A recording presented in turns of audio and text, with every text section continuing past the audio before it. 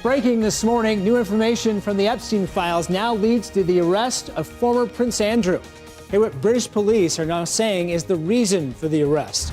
As more snow comes down in the mountains, search and rescue teams warning everyone avalanche danger only going up.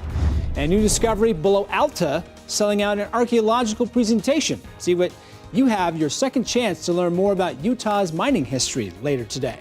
Live and streaming, this is KSL News Now. Of course, all this and more coming up on KSL News Now. I'm Brian Carlson. We got Matt Johnson kind of following all our weather here for us this morning. You know, with the storm yesterday, you would have thought we'd see all these crashes this morning, but it's kind of a reverse this morning. Right. Tooele, where we did have some backups, they didn't even see much in the way of snow. Let's take a look at what you're up against as you head out the door. It is a cold morning, one of our coldest yet this winter, and it took us to get to mid-February to get here. One of the reasons it's so cold, well, we had a dynamic cold front yesterday. Dropped a little bit of snow. That helps to cool the earth even more in the overnight. We had 5 inches in downtown yesterday, 2.1 inches out at the airport. It was a lovely sight. 16 in Provo, 21 in Salt Lake, and 9 currently in Logan. So heading out the door this morning, it's running a solid 20 degrees colder than yesterday morning. Bundle up, Delta, it's 12, 21 in Moab, and more teens through central Utah. Panguitch currently below 0 by about 2 or 3 degrees. Okay, northern Utah is going to stay dry today. I do have some clouds in the forecast, but southwest Utah, new storm moving in, and it could bring snowflakes to St. George. We're going to talk more about it coming up. Will do. Thank you much there, Matt. All right, we're talking about the leftovers here from the storm yesterday. So snow on the ground, icy conditions out there this morning for your drive, and you got a number of crashes out there. This is downtown Salt Lake. I-15 southbound, just near 4th South. You can see 2 cars. One, where the police lights are, that car is slid off the road. You can tell that car is kind of flipped around. Then the other car right there, bottom left-hand side of your screen, you've got that truck with its lights on here. That's not in a good position either. So that's I-15 downtown. Here's I-215 near the mouth of Big Cottonwood Canyon. A state trooper was hit earlier this morning responding to another crash in this area, and that slowed down traffic to a crawl going just one lane around the eastern belt through Cottonwood Heights. So right now, traffic on the map right there is down to 7 miles an hour. So be aware, that's not the only crash or the only 2 crashes we've seen this morning. The conditions across the Wasatch Front may be icy and slick regardless of where you're coming from. So be careful. Now on to your news headlines this morning. After a sold-out debut, a presentation on new discoveries on Utah's Wild West heritage returns tonight, giving everyone another chance to see what was once buried beneath Utah's mountains. News specialist Tyrese Boone joins us live with why it's drawing so much attention. All right, Tyrese, what's the answer? Good morning, Brian. Now, the answer is pretty simple. Organizers say the goal for this event is to connect Utahns with people who are from their past and also connect them with the history of Alta as well. Now, the excavations in Alta uncovered so many different artifacts from those mining booming days, and the most talked about find was a 150-year-old unopened bottle, which is now being studied as experts work to recreate what was inside. Now, historians say it's a rare look into what's in Utah's early days. So whether you're born here or you're traveling here or just visiting or just moved here, it gives you an appreciation for the people who lived here before you. And one day, you know, our history, hopefully people will value that too. Now, the event runs from 5 to 7 p.m. tonight in downtown Salt Lake City, and organizers are expecting the same turnout that they had earlier this past month or last month, where they had a strong turnout, and hopefully they can learn a little bit more about the state's history, the amazing history of this state. So reporting live, Tyrese Boone, KSL 5 News. Back to you, Brian. Yeah, I'd love to hear about all the cool things you can learn. Thank you, Tyrese. All right, turning now to some other news this morning. A small Utah police department just accomplished something that most larger departments spent years working toward. Harrisville Police earned an accreditation designed to make sure that agencies follow best practices in modern policing. I think it's a big deal for us because it can help with the trust between us and the community. Because a lot of times... So now only about 30 departments in Utah have earned it, and Harrisville just might be the smallest with only 13 officers. The accreditation isn't permanent. Departments do have to go through the process every 4 years to keep it, but Harrisville says they'll keep doing it. And a Utah man accused of leaving 3 disabled men in a garage inside a running car set to make his first appearance in court today on murder charges. Back on February 6th, those 3 men died from carbon monoxide poisoning, allegedly being left alone for hours. 25-year-old Isaiah Pulu charged with 3 counts of murder. He's set to appear virtually at 10 o'clock this morning. And then here's a warning for people in Sugar House. Highland High School students could have been exposed to measles through the second week of February. The Salt Lake County Health Department says a student infected with the virus attended school from February 9th through the 13th. They say anyone exposed that's not vaccinated has a 90% chance of catching the virus. The exposure comes days after Tooele County reported its first measles case there at Stansbury High. Health officials say 300 measles cases have been linked to this latest outbreak, with nearly 60 reported in the last 3 weeks. And then Salt Lake County Search and Rescue raising the alarm about avalanche danger. They're encouraging everyone headed to the mountains to play it safe the next few days. As avalanche danger continues to rise, as more people head up to the canyon, they say there's a very real risk of getting someone seriously injured or killed. So if you head into the backcountry, they say go prepared with the right equipment and never go alone. UDOT says crews worked all night to try and keep the morning commute clear of ice. Now, obviously, that's not something you can entirely do, but it's something they've been working towards. Before that, it was all hands on deck yesterday. UDOT says they were directing around 150 snowplows from Provo to Weber County alone. They say it's a big storm like the one we always got. It catches drivers off guard. We always like to have that first one kind of brush off the dust of summer and get back into winter, and we're halfway through February, and this is the first time we've gotten that. I hope we get some more, but it is always good practice. Yeah, that is. UDOT says drivers should expect more of these slick conditions, as we've been seeing all morning long. Now, yesterday's storm also caused some travel problems at the Salt Lake Airport. 384 flights were delayed, 30 canceled altogether. The snow and wind even prompted a total ground stop. Now, so far today, there have been 16 flights delayed and 10 canceled. Then in southern Utah, where Zion National Park, they also saw some snow. Look at that. Here's a web camera near Zion National Park, and as you can see, the famous red rock blanketed with some fresh powder. You know, everybody got a little bit of something there yesterday, Matt. Yeah, you know, and some spots just picked up a skiff, but everybody saw snow coming down from the sky at least. And it was Alta that was the #1 winner from this storm, of course. Skiers happened to wear the snorkel because the snow was so deep. It was amazing skiing yesterday and more amazing skiing today, but be patient because they've closed the canyons for the time being because they got to do some avalanche mitigation, but I do suspect they'll open it up mid-morning. Okay, record daily snowfall for Alta ski area yesterday. He hit 31.2 inches of snow in a 24-hour period.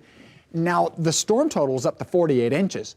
But just within a one-day time period, 31.2, crushing the old record for yesterday back in 1954 when they had 22 inches in a 24-hour period. Amazing stuff. More snow loading to the west. Look at this low elevation snow in the Sierra here, pushing down into the foothills. Coastal mountains picking up snow, and I point that out to you because this storm is cold in nature, and guess where it's headed? Southern Utah. Clouds pick up this afternoon early in St. George, and then it's rain, switching to a rain-snow mix by nightfall.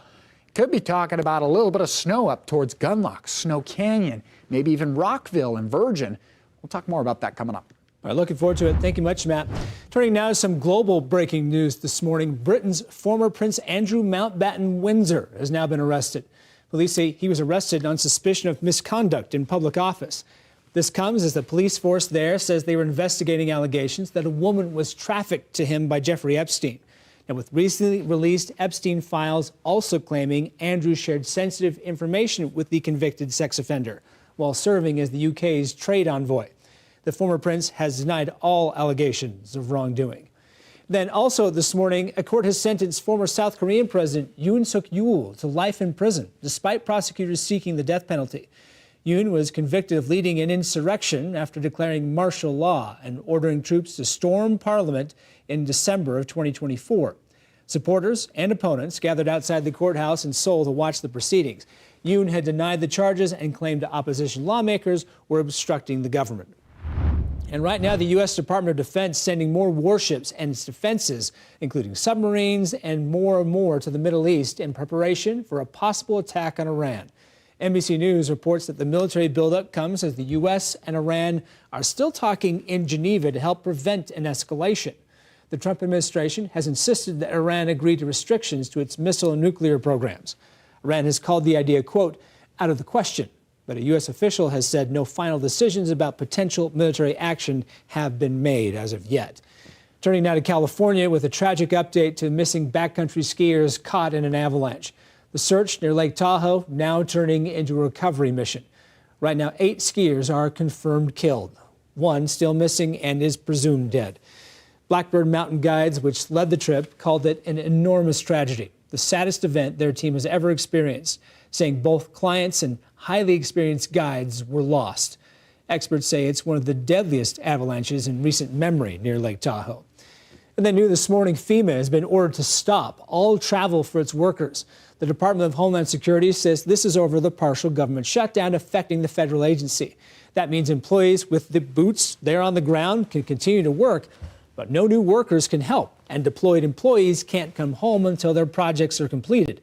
The order causing some surprise since FEMA isn't funded by the budget that's currently stalled in Congress, but rather by a separate disaster relief fund. Turning now to a high-profile social media trial accusing major companies of making their platforms addictive and harmful. Meta CEO Mark Zuckerberg took the stand to testify for the first time. Now, at the core of Zuckerberg's testimony were questions about what Meta knew about the potential risks to young people and whether it did enough to reduce those risks. Meta denies the allegations and says it's implemented numerous measures to safeguard young users.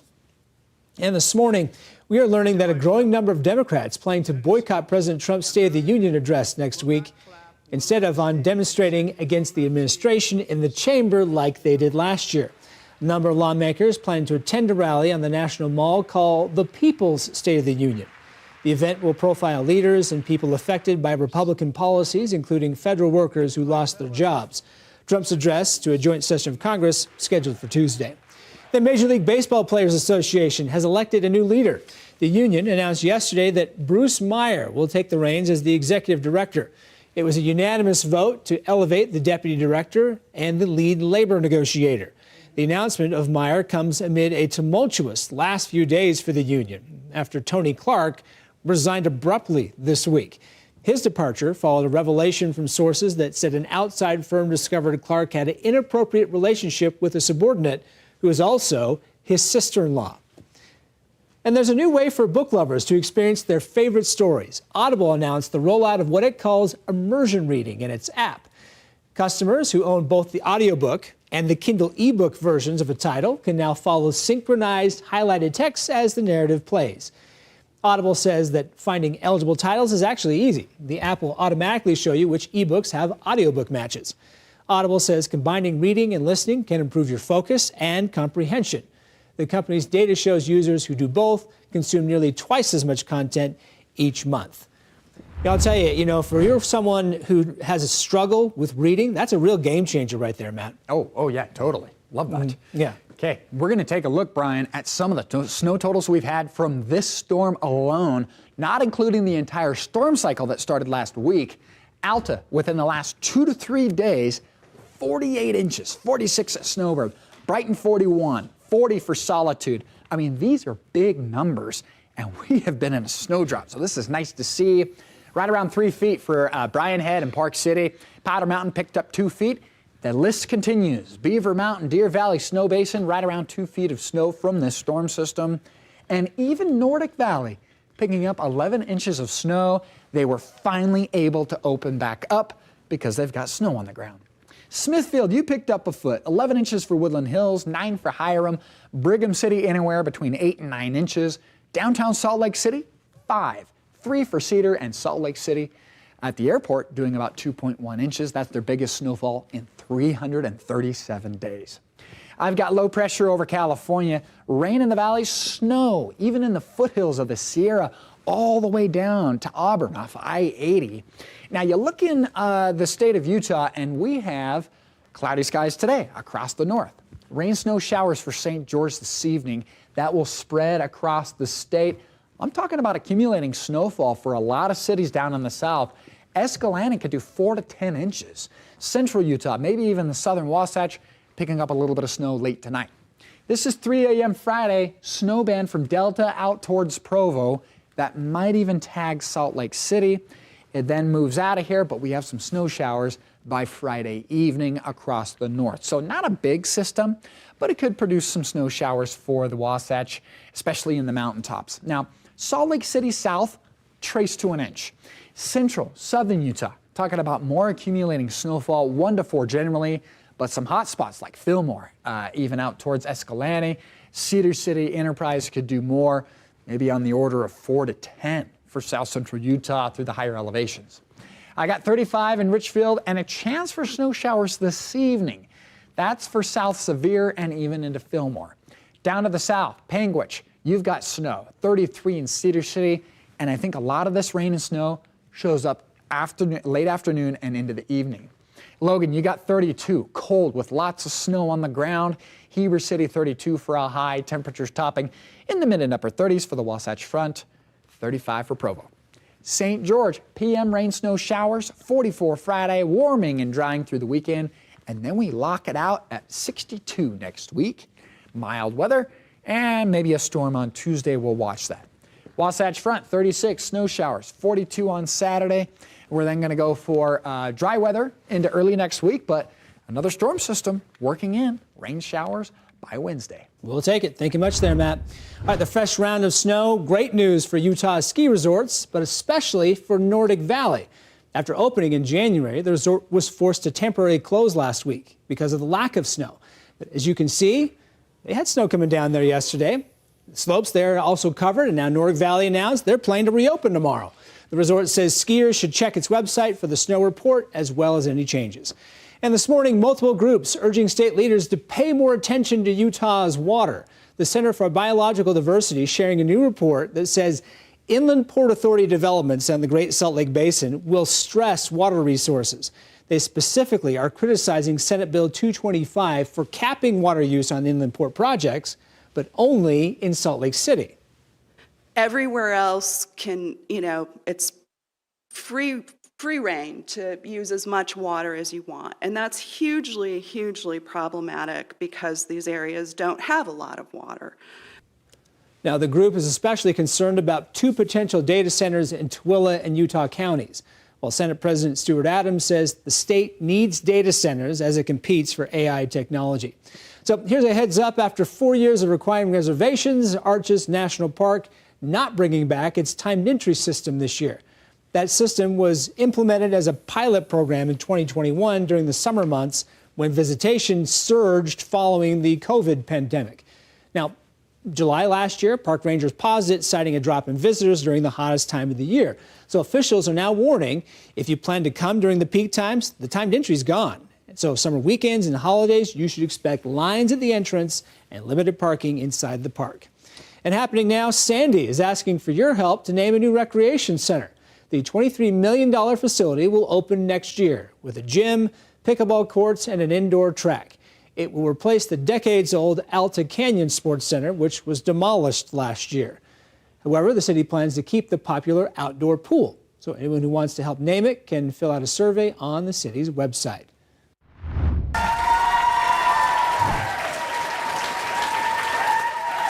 A good reason to cheer here. A teacher in the Davis School District getting recognized for going above and beyond for her students. Shawnee McFadden from Knowlton Elementary surprised with this year's Heidi Martin Mighty Heart Educator of Excellence Award, given to teachers who stand out for their heart, dedication, and excellence in the classroom.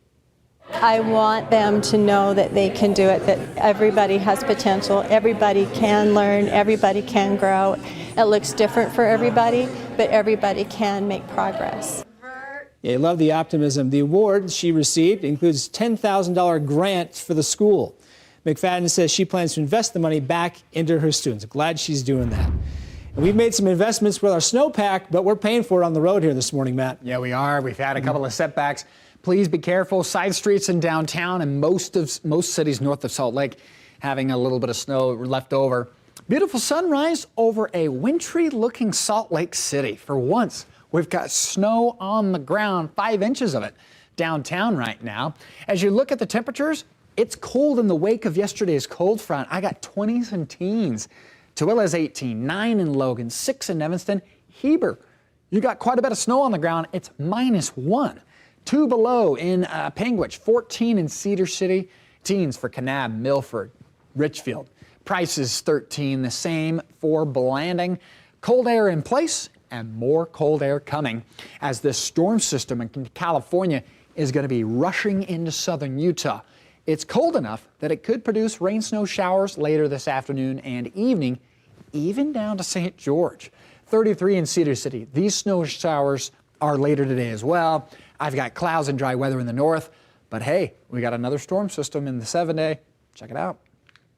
Will do. Thank you much there, Matt. All right, and finally this morning, take a look at this from Utah's Hogle Zoo.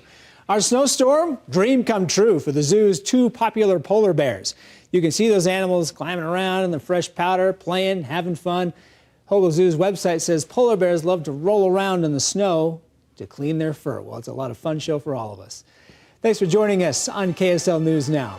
We'll leave you to look at downtown Salt Lake City waking up on this Thursday morning.